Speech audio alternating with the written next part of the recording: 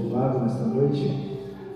Mais uma vez, sou grato a Deus, nossa gratidão a Ele, porque a Ele pertence a honra, a glória e todo louvor, toda exaltação. Tudo foi feito por Ele e para Ele, e por isso nós estamos aqui felizes, porque o Senhor tem grandes coisas no nosso meio. Estou feliz nesta noite.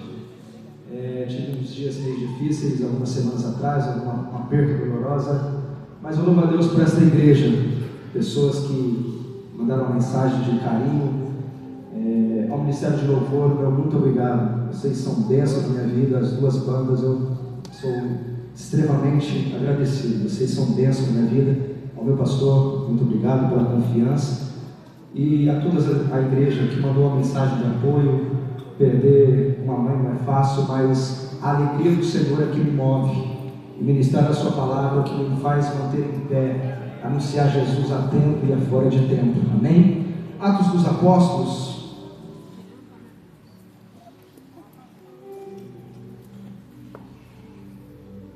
Atos dos Apóstolos, capítulo 17,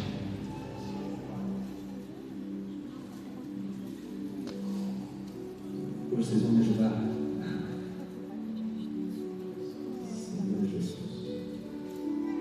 Atos 17, versículo 23. Atos 17, versículo 23 e 24 diz assim: pois eu, passando e vendo a vossa devoção, encontrei um altar ao qual estava escrito: para o Deus desconhecido, este portanto ao qual reverenciais sem conhecer, é o que eu vos declaro. O Deus que fez o mundo e todas as coisas que nele há, visto que Ele é o Senhor do céu e da terra, não habita em templos feitos por mãos humanas. Amém? Atos, capítulo 17, Paulo vai fazer um dos seus discursos mais importantes e mais decisivos da sua vida. Paulo vai levantar a bandeira de um evangelho que está sendo pregoado desde a Samaria, a Judéia, até os confins da terra. E Paulo vem naquela veemência do Espírito anunciando este evangelho. Almas têm sido salvas, pessoas têm sido alcançadas, vidas têm sido libertas, pessoas têm tido um encontro com Cristo. E esta chama que vem vindo desde a Judéia causa-se no povo um certo alvoroço. E o palco deste cenário é a cidade de Atenas. É uma pequena cidade da Grécia, da nossa Grécia antiga. E o palco deste cenário é interessante porque ela é a capital intelectual do mundo inteiro. Porque nessa cidade as mentes mais brilhantes, os pensadores mais brilhantes do mundo inteiro se reuniam naquele lugar. Na praça de Atenas existia uma praça chamada por nome de Ágora, não dessas praças que a gente reúne para tomar Coca-Cola no final do culto, mas uma praça em que aos finais de semana os gregos, Jefferson, se reuniam, e ali para discutir ideias que estavam surgindo no mundo inteiro. E ali então naquela praça os filósofos se reuniam ali, de todos aqueles gregos, dezenas e dezenas de pessoas, para ouvir o que é que estava surgindo no mundo, e ali eles debaterem se acolheriam aquelas ideias ou rejeitariam. Quando nós olhamos para esta praça, no versículo 16 em diante, Paulo se aproxima dessa praça, e Paulo, um moço, um rapaz de 1,5 metro de altura, chega ali no meio daqueles pensadores, daqueles homens que são ícones da história, e ali eles estão contendendo com Paulo acerca de algumas coisas, e pontuo elas para você. Naquela praça, os epicureus e os estoicos começam a discutir com Paulo. E quem eram os epicureus? Quem lembra da época de escola, em que a professora de filosofia falava sobre aqueles grandes homens pensadores, filosofia, amigo da sabedoria. Na época de escola, eu lembro muito da professora falando sobre Sócrates, Platão, Freud, Epicuro, Aristóteles, tantos homens que revolucionaram a maneira de pensar. E ali os epicureus que contendiam com Paulo, eles tinham um pensamento acerca sobre a vida, porque esses epicureus, eles param diante de Paulo e começam a degladiar a respeito daquilo que eles acreditavam contra Paulo. E a história diz que esses epicureus, eles eram materialistas, eram pessoas que não acreditavam na vida após a morte, eram estudiosos, que não acreditavam numa vida, e que a vida estava baseada no prazer e na saciedade do prazer, fosse ele moral ou imoral, ou seja, que a vida estava baseada no nascer, num trajeto curto entre o berço até a sua sepultura, e que partindo a morte, depois então a pessoa morria como se uma bateria acabasse e não tivesse continuidade na sua existência. Paulo está debatendo com essas pessoas. Daqui a pouco chegam os estoicos. Naquele momento chegam os estoicos. E o que é que os estoicos acreditavam? Os estoicos eram amantes de poemas, eram homens que acreditavam no amor e na lei do amor, porém eles tinham uma crença, e essa crença é uma crença que o destino é implacável. Ou seja, uma vez que uma pessoa nascesse num lar destruído, essa pessoa, se o seu avô esteve num lar destruído, possivelmente o seu pai conseguiria estar ali também naquele lar destruído, o seu filho posteriormente também nasceria num lar destruído, e o seu filho posteriormente também continuaria numa família destruída. Eles tinham um pensamento, e este pensamento ia contra a nossa regra de fé, naquilo que nós acreditamos.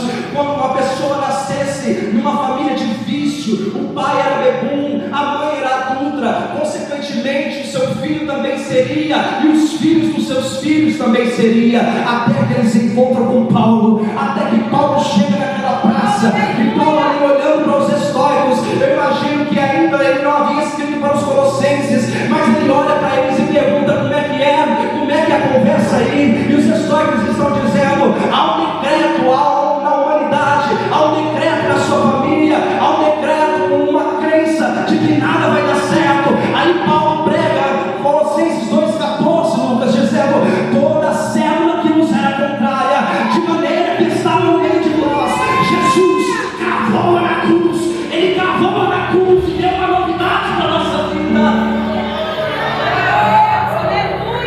Ele quebra protocolos. Ele quebra protocolos naquele momento. Gibi, muito bonitinha a tua história, a tua introdução. Mas aí eu quero saber, e aí, Paulo venceu o debate? Paulo venceu aquela discussão? E mais do que vencer o debate, eu preciso dizer algumas coisas nessa noite. Mais do que ser uma pessoa estudiosa na palavra, você precisa ter algumas ferramentas. Porque mais do que você debater, você precisa ter argumentos suficientes para sustentar a sua regra de fé e aquilo que você acredita. Paulo, na verdade, aqui não está nos ensinando a como debater de frente com aqueles que iam contrário ao crescimento deste Evangelho. Infelizmente, nos dias em que estamos vivendo, a palavra do Senhor tem sido deturpada no meio da igreja. Hoje o que mais se ouve por aí é que o Senhor vai te dar e que aquilo que o Senhor vai fazer na tua vida vai ser exponencial, vai ser grande, tremendo, amém? Mas infelizmente a palavra mais pregada nos dias de hoje é que você é o mendigo de Jesus, é que você é o ponto fraco de Jesus, é que você é alguém que viu e tocou, e se Deus viu que você gostou e tocou, Ele vai te dar. Mas Paulo está nos ensinando que o Evangelho, quando eu entendo o Evangelho, eu aprendo que não é, eu não sirvo a Ele por aquilo que Ele tem que me dar, mas por aquilo que Ele já me deu, salvação eterna. Eu sirvo a Cristo não por aquilo que Ele tem que fazer por mim, mas aquilo que Ele já fez por mim há 2.000 anos atrás, numa cruz do Calvário. Paulo está nos ensinando a sustentar a nossa fé no meio das adversidades da vida. E deixa eu te dizer uma coisa: o dia mau ele chega na minha e na sua vida, o dia mau ele chega na vida do rico e do pobre, o dia da dificuldade ele vem e não avisa quando ele chega, o dia da dificuldade quando ele vem, ele não bate na porta dizendo eu vou entrar, eu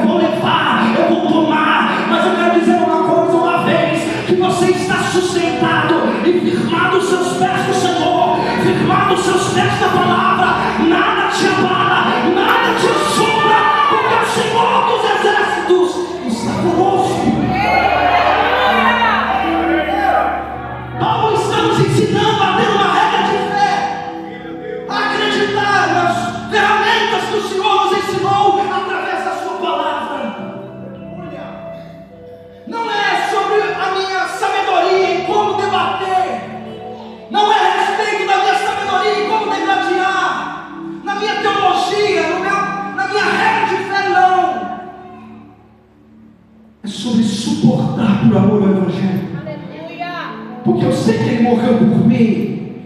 E embora o Senhor enviou o seu Filho para morrer por mim, eu entendo que se Ele fizer na minha vida, Ele é Deus, mas se Ele também não fizer, Ele continua sendo Deus. De que se Ele me abençoar hoje, Ele é Deus, mas se Ele não abençoar, Ele continua sendo Deus. Eu não sirvo a Ele à base de trocas, eu não sirvo a Ele por aquilo que Ele tem que fazer. Eu creio numa palavra. O Senhor chegará um tempo que vai tocar, Ele vai mudar, Ele vai restaurar, mas é no tempo dele, não no meu. O relógio de Deus não trabalha de acordo com o nosso. O relógio de Deus não trabalha de acordo com o meu e com o seu. É diferente. E Paulo está nos ensinando isso.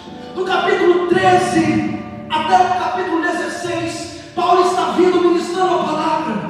E essa veemência com que o Evangelho vem sendo pregado está causando um alvoroço. Alguns, movidos por inveja, estão dizendo: o que é que este tagarela está ministrando? O que é que este tagarela está pregando para a gente, Lucas? O que é que este homem vem ministrando e incomodando a gente?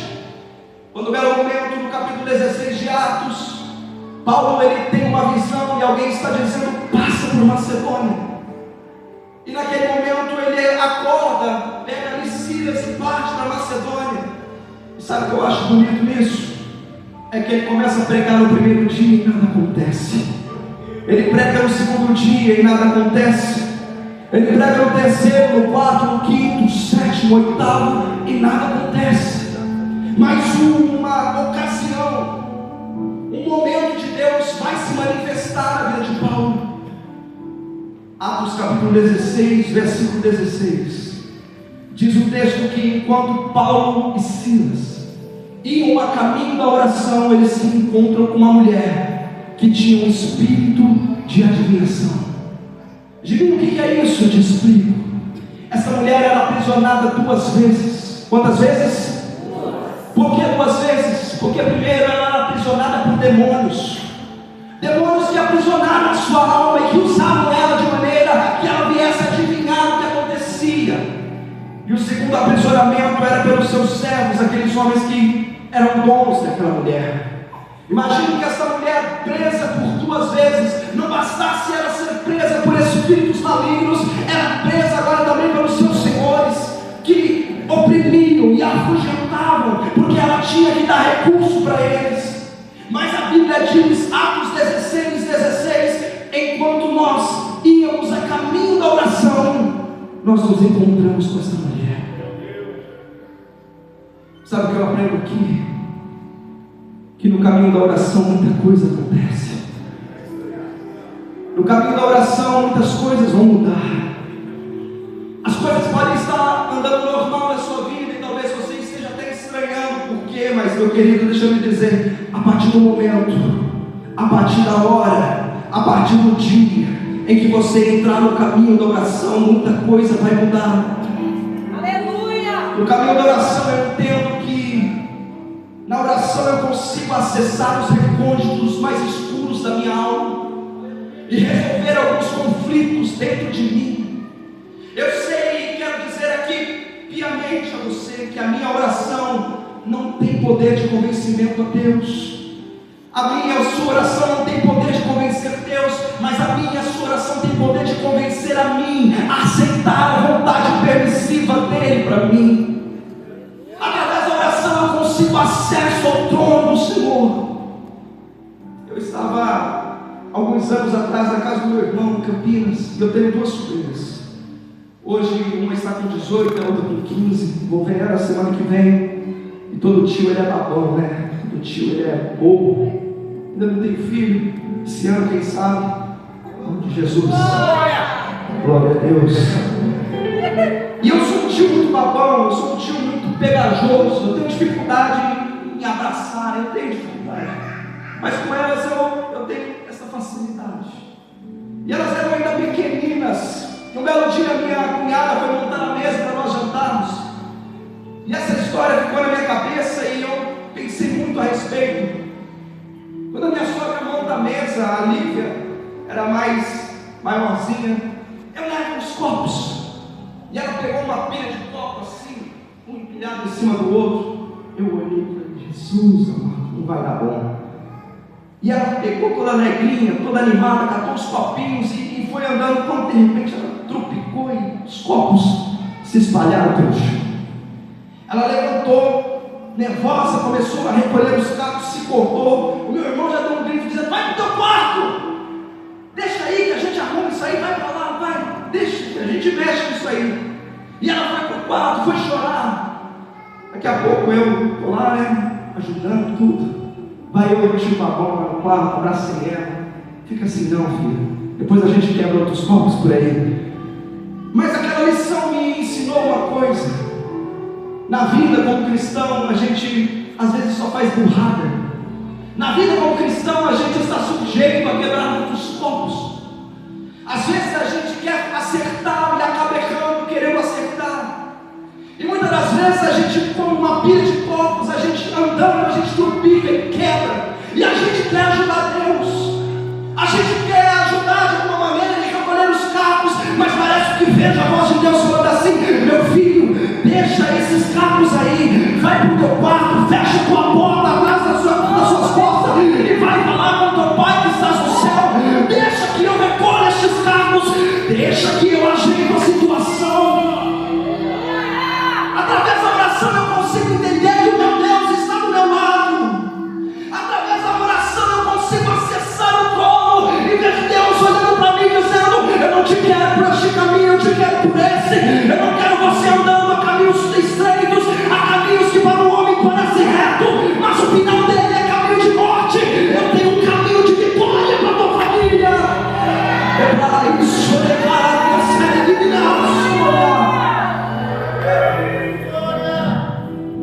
Essa igreja é muito bonita.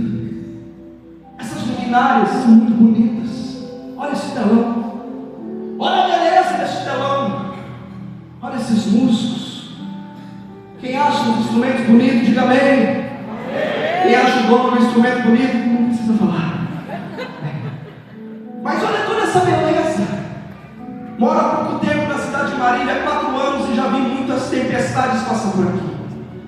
Muitos temporais passando por aqui. Na antiga rodoviária, um dia a rua abriu, um carro foi engolido pelo buraco. Temporal. Toda essa beleza, toda essa luminosidade permaneceu intacta, não porque ela é bela e porque ela é bonita, mas por causa de uma fundação que está lá embaixo e que nós não conseguimos enxergar. Um concreto armado que está lá, colunas que está neste momento no frio, alicerce gelado, concreto gelado. Concreto não tem beleza, estrutura não tem beleza, está escondido lá embaixo, e é ela que sustenta toda esta beleza em pé. Deixa eu lhe dizer uma coisa nesta noite: não é a tua voz bonita cantando que sustenta você em pé, não é a sua pregação bonita pregando que sustenta a tua vida em pé, mas é a fundação que você tem com ele. Quando você toca os seus joelhos, você coloca Deus de pé no trono, e essa noite é a Marília. O Senhor está na casa, o Senhor está na casa.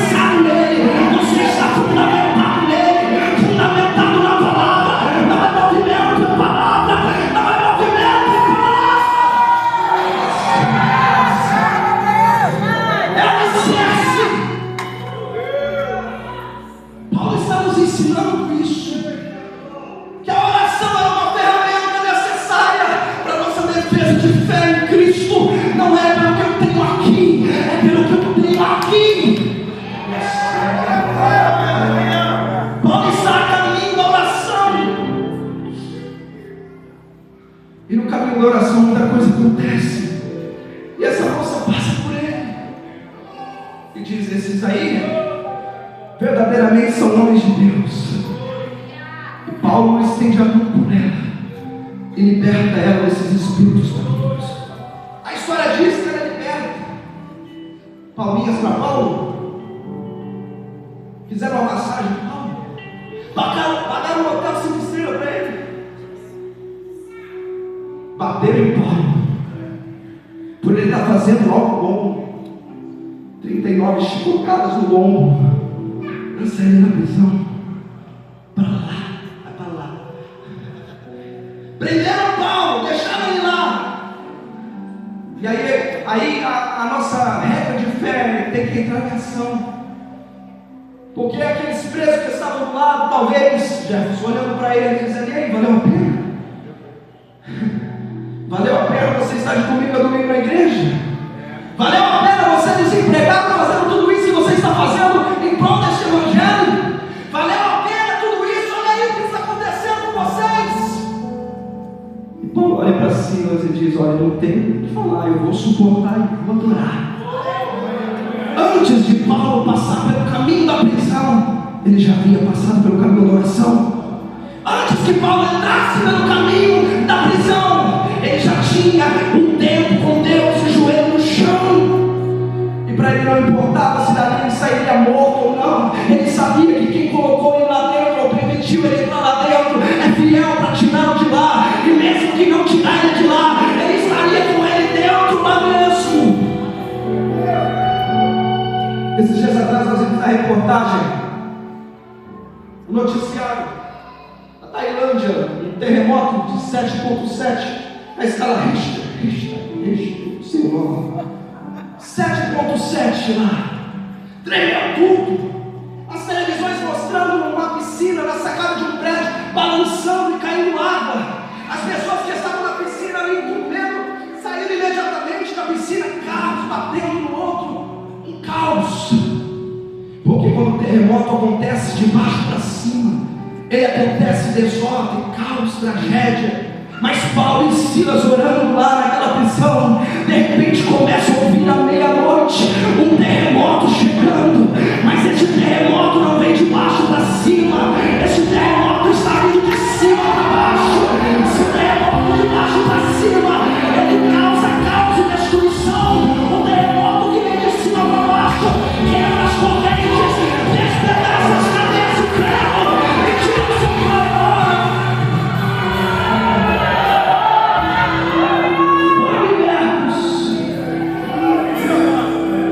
Foram libertos daquele momento. Olha para mim. Estou terminando. Paulo ali está degladiando com epicureus e com estoicos. Estão na praça. Este lugar aqui é um famoso limbo. É onde Zeus, que eles acreditavam que ficava. Não sei se você é fã de mitologia grega, eu não sou, mas assisti o filme do Hércules. Se você já assistiu o filme do Hércules, você bem sabe que Zeus veio e se relacionou com a mulher da terra, e nasceu Hércules, um semideus. Também tem Perseu, e depois tem vários outros, Hades, que é irmão de Zeus, que é o rei do submundo. E depois tem Perseu, e depois tem Poseidon, que é aquele que domina as águas, os mares. E esses estoicos, esses epicureus, eram pessoas que amavam essas tradições e acreditavam piamente nisso. E estão degladiando com Paulo ali na praça, no Ágora. E eles começaram a se encanar com Paulo, dizendo: esse baixinho tem alguma coisa para falar. Nós precisamos ouvir o que esse moço tem a dizer, mas não agora numa praça. Precisamos levar ele para um lugar maior. E eles pegam agora Paulo e dizem: não dá para conversar com você. Nós vamos colocar você no meio dos campos. E levam Paulo para onde? Para o Areópago. E o que era o Areópago? Era uma espécie de auditório. Aqui não dá para ver, mas era um círculo em que o palestrante ou o discursador ficaria na parte de baixo e toda a multidão ficaria naquelas fileiras ali em círculo para ouvir o que ele falava. Naquele momento, Paulo se aproxima talvez daquele púlpito igual a este, com um sorriso nos olhos, nos lábios, né?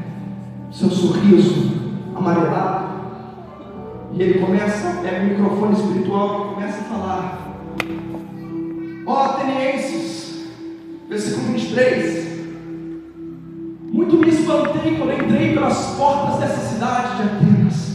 e vi a fé com que vocês veneram os seus deuses.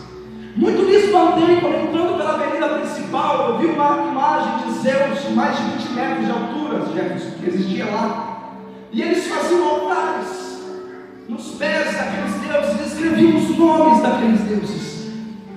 Aqui era para Poseidon um altar, pegavam ali as sementes, aquilo que ele escolhia como oferta, sacrifícios, colocavam o nome de Poseidon e ofereciam o sacrifício a ele. Andava mais 20 metros, colocavam um altar, erigiam um altar para Hades, o rei do submundo, e ali colocavam um altar e colocavam as suas oferendas no nome de Hades.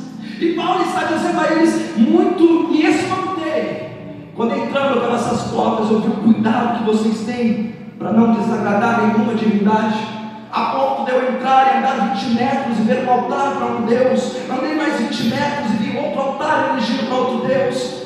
E eu vi o cuidado de vocês no finalzinho da avenida, na última rua, no cantinho da rua, lá no cantinho onde ninguém quase passou. Vocês, com medo, talvez eles apontaram a divindade, vocês pensaram: elegemos um altar a um Deus desconhecido. E ali vocês fizeram um altar pequeno e colocaram ao Deus desconhecido. Pois bem, eu venho lhes falar que aquele sacrifício subiu até as narinas deste Deus desconhecido, e eu sou o sacerdote surreal deste Deus desconhecido, e estou ministrando para vocês hoje aqui neste aerópago. E aqueles gregos ficaram olhando, dizendo: o que é que este tagarela está falando? Ei, irmão, porventura este teu Deus desconhecido é maior do que Poseidon, que domina os mares e tudo que nele há? Paulo dá uma risadinha de canto, olha para eles e diz: não só é maior, como um dia mandou ele calar a boca. E alguém olhou e disse: que história é essa que você está dizendo? E Paulo diz: um belo dia, o meu Deus desconhecido desceu do céu e se encarnou em um homem de mais ou menos 33 anos de idade, chama os seus discípulos e vão para o meio do mar. E estando no meio do mar, ele resolveu tirar um cochilo, foi dormir um pouquinho, e de repente Poseidon levantou os mares, começou a agitar a água, e o mar ia para lá e para cá, começou a agitar as águas. Os discípulos desesperados correram até Jesus e disseram: mestre, não importa de que sucumbemos. Naquele momento, meu Deus desconhecido parou na ponta daquele barco, olhou para Poseidon e falou: acalma-te, aquieta-te, eu sou Deus dos mares, eu sou Deus que domina os mares.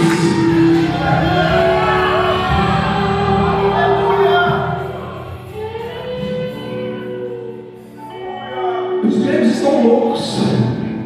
O que é isso, Jesus? Paulo, porventura o seu Deus então é maior do que Hades, que domina o submundo, que é irmão de Zeus e que domina toda a parte do inferno. Aí Paulo, você já sabe, deu uma olhadinha de canto no meio daquele aerópago e começou a dizer que não só é tão grande, maior do que ele, mas um belo dia pregaram o meu Deus numa cruz, acharam que cravariam ele com estacas na cruz e com pregos, mas no terceiro dia Hades estava comemorando lá no submundo, fazendo a festa, tocando terror, tocando a linda, ali todo mundo ali no funk, glorificando a morte do meu Deus. De repente ouve-se um clarão no inferno, e a completa, meu Deus desconhecido pelas portas, olha para Hades e diz: vem aqui e dá a chave da morte e do inferno, põe a tua cabeça aqui, Hades, e eu piso neste dia. A vitória é do Senhor dos exércitos, levante na batalha.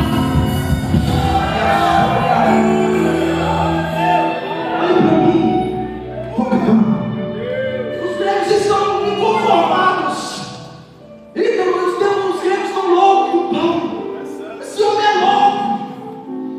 é louco, ele está achando que esse Deus desconhecido é maior do que os nossos deuses.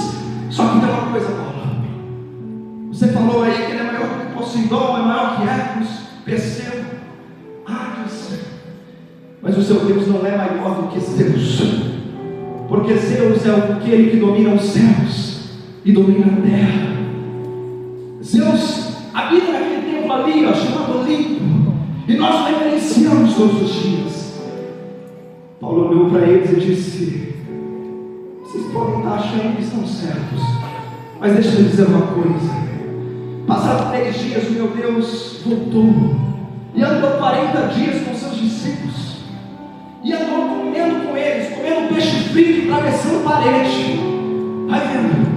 Ele andava com eles, daqui a pouco ele estava aqui, desaparecia, ele ia para o outro lado. O meu Deus, ele era tão poderoso, um corpo glorificado na terra, andando 40 dias com seus discípulos. Uma hora ele está aqui, está falando com eles, daqui a pouco ele está comendo com eles, e está atravessando parede com eles. Ao final de 40 dias, estão todos ali reunidos no monte, Atos capítulo 1, e ali começa a flutuar no ar. Começa a flutuar. Daqui a pouco 2 anjos vêm escoltando, e aqueles anjos estão olhando, e aqueles discípulos estão olhando para cima, porque o meu Deus começou a flutuar. Ele cruzou as leis da gravidade na terra e começou a flutuar sobre o ar. Começou a flutuar, e aqueles anjos que estavam do lado dizendo, olhando, falaram: que estáis olhando, varão galileus? Este mesmo Deus que vocês estão vendo subir, um dia há de descer novamente para buscar os céus, para buscar a Maria, para buscar a minha você. Ele é adorador.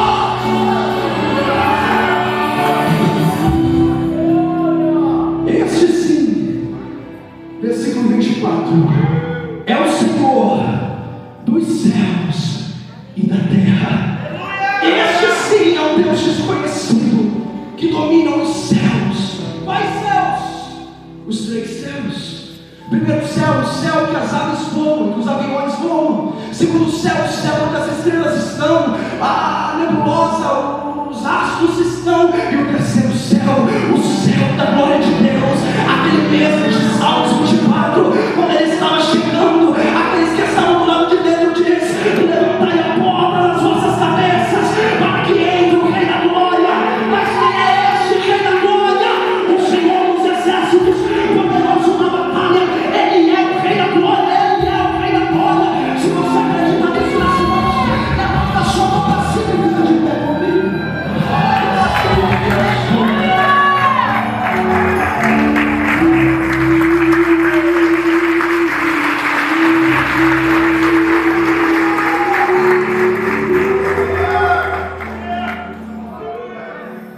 Estou aqui para dizer que a oferta subiu, e é sobre este Deus desconhecido que eu prego. O Deus desconhecido que já me conhecia. Antes de eu conhecê-lo, ele já me tinha visto. Deixa eu te dizer uma coisa, eu quero contar a tua história. Você que entrou aqui nesta noite desorientado porque alguém te convidou, mas ele já te conhecia quando ainda você estava no ventre da sua mãe, quando cada ossinho do seu corpo ia sendo formado. O Senhor, com um sorriso nos olhos, observava quando cada nervo começava a fazer as suas funções, e ele anotava no seu livro dia após dia. Esse Deus desconhecido, que parece hoje ser um Deus distante de mim, de você, te acompanhou na trajetória de casa aqui, sabe os seus pensamentos, e sabe que talvez você entrou aqui pensando em nunca mais voltar, que sabe que você entrou aqui nesta noite pensando e acreditando que Deus não fala mais com você, de que Deus não é poderoso o suficiente para mudar a tua história, para mudar a vida do teu filho, daquele filho que só Deus dá causa, está aprisionado, preso por cadeias. Mas deixa eu te dizer uma coisa: o Deus que te conhece, mesmo antes de você o conhecê-lo, já te viu, ele já sabia, ele sabe das dúvidas do seu coração, e nessa noite ele veio por mim e por você. Eu quero fazer 2 convites essa noite. A você que ainda não conhece, nesta noite o Deus desconhecido diz que te conhece. Ele sabe onde dói, ele sabe onde está machucado, ele sabe onde te feriram. Eu não posso ver dentro de você, mas um Deus que te conhece escaneia você por dentro e por fora. Ele sabe onde dói, ele sabe onde te feriram, ele sabe onde tocar na ferida, te acusaram, levantaram calúnias ao seu respeito, mas nessa noite o Deus desconhecido está dizendo: vem, porque a partir do momento que você se aproximar a mim, eu chego na tua história e mudo ela. Eu chego nessa inversão de valores e mudo o decreto de morte, eu mudo o decreto de cativeiro, porque eu tenho poder de mudança, eu tenho poder para mudar e transformar histórias. Cadê você que quer aceitá-lo como o único e suficiente Salvador da sua vida? Vem aqui, nós vamos orar por ti. Vem agora. O segundo convite é para aquele que se distanciou, para aquele que há muito tempo está longe e que sabe que precisa se aproximar deste Deus hoje, que sabe que precisa voltar a ter aproximação com Ele. Você sabe que sozinho não dá. Você sabe que sozinho você não consegue, não há força suficiente.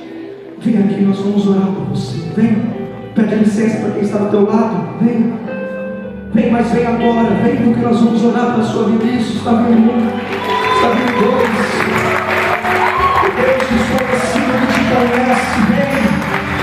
Vem agora, não deixe para depois. Vem agora, nós vamos orar por você.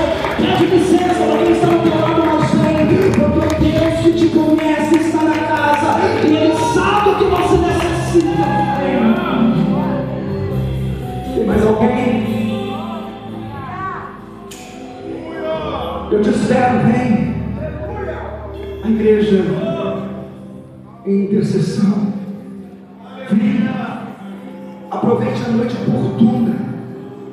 Aproveite esta noite de campanha de vitória e saia daqui hoje com ela nas mãos.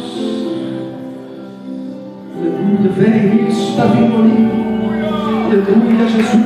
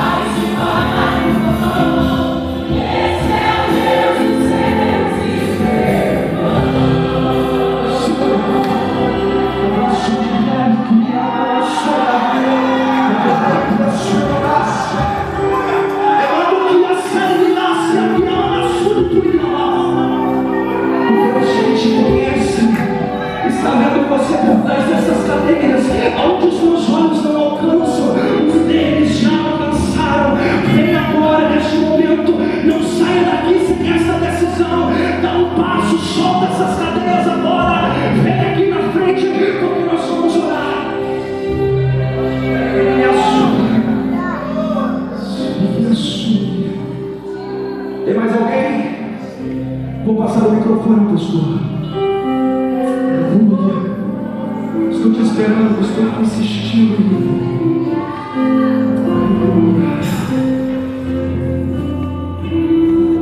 A Bíblia não tem mais ninguém?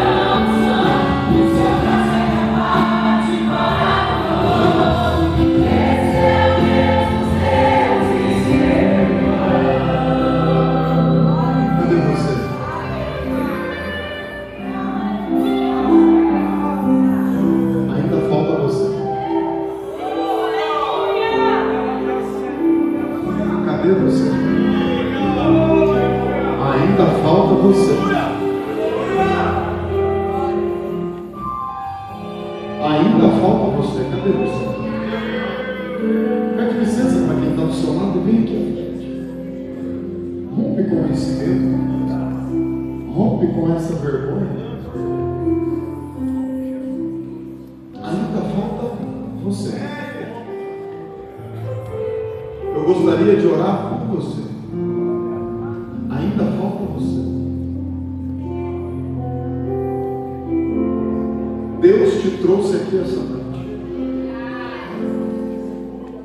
Os planos de Deus ainda estão em pé. Mas você precisa voltar.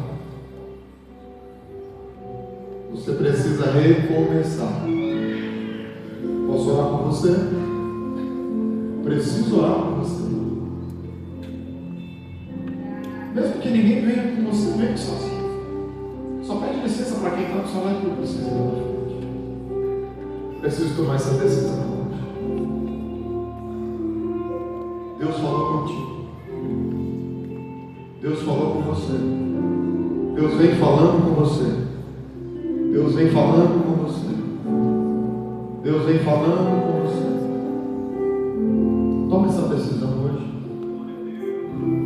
Não depende de mais ninguém, depende só de você. Nós estávamos aqui 5 e pouco da manhã orando com você. Deus te incomodou para vir para este culto essa noite. Sua programação foi mudada em cima da hora e você veio para o culto. Porque Deus tem um encontro contigo aqui. Não volte da forma que você entrou. Eu gostaria de orar por você. Suas pernas dá para ouvir o som do seu joelho um batendo no outro. Você tem vontade, mas lhe falta força. Experimenta dar um passo. Experimenta dar um passo. Seu coração parece que vai soltar pela boca, sua mão está suando. É Deus falando contigo. É Deus falando com você. Tome essa decisão essa noite. Eu gostaria de orar por você. Você quer vir? Nós estamos no horário ainda. 9h20. Posso orar por você? Posso orar por você? Venha. O que vai acontecer depois, você vê depois. Hoje, decida-se. Você vai ver que quando você der esse passo, os céus vão se abrir. Aquilo que estava travado será destravado.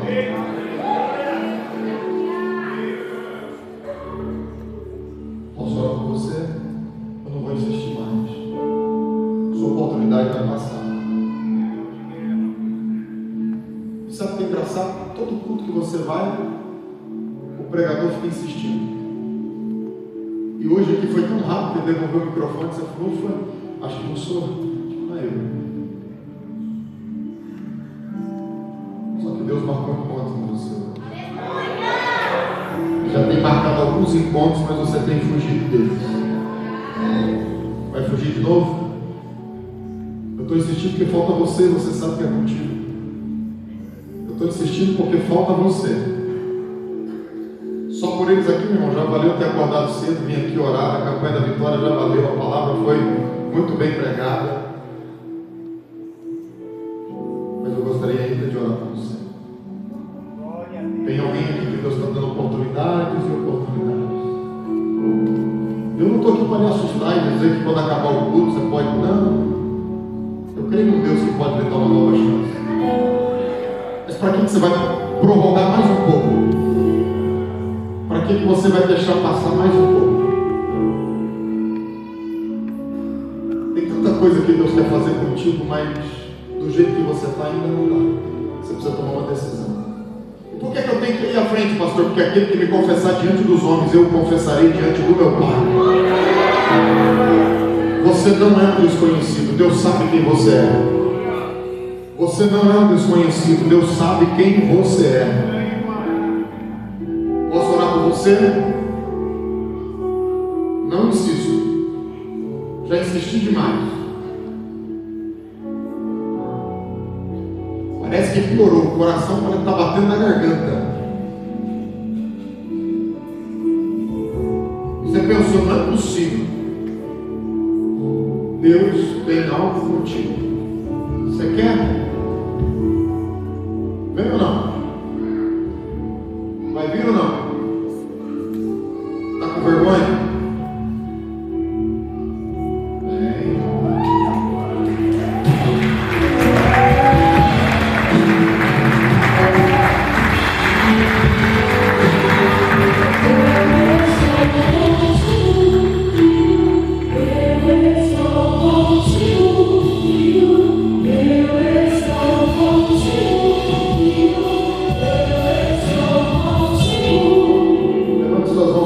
Jesus, nós queremos apresentar essas vidas a Ti. Jovens, adolescentes, irmãs que estão voltando para os seus caminhos ou Te aceitando. Dá força para elas vencer as guerras e as batalhas. Perdoa os pecados, restaura os planos e os projetos. Que a partir de hoje eles possam viver um novo tempo, um cumprimento de promessa. E que o Teu nome seja glorificado na casa, na vida deles. Eles são resposta de oração desta igreja. E eu creio, Pai, que eles vão viver coisas extraordinárias e coisas novas em nome de Jesus. Se a trombeta tocar, que o nome deles esteja escrito no livro da vida, aonde não tem borracha no inferno que é capaz de apagar. Em nome de Jesus, Pai, nós oramos e os abençoamos. Olha para cá, olha aqui, ó. Essa coroa de espinho aqui, ó, foi por amor a você. Bem-vindo à sua nova família. E a partir de agora você está conectado com Jesus. Nós vamos pedir um minutinho para vocês, só para anotar o nome de vocês, para orar por vocês. E vocês vão ganhar mais um presente, que é o livro do nosso pastor ali, ó. Siga-me para o novo tempo. Só seguir quem está do lado de vocês para passar.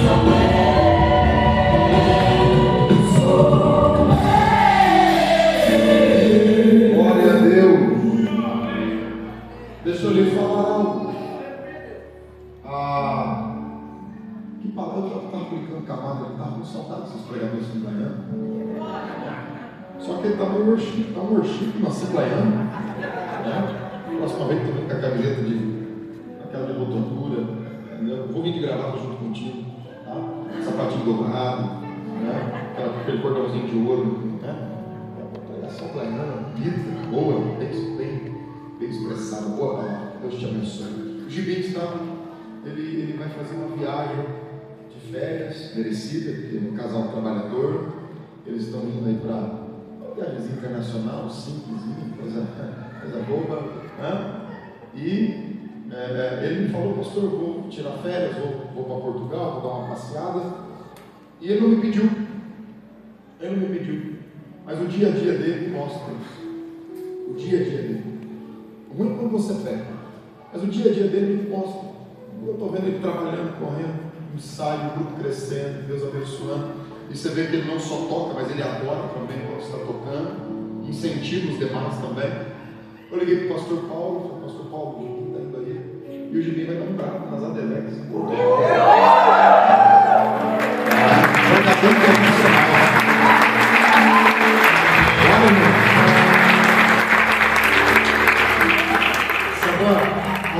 Agora ele só quer no cartaz, conferencista internacional.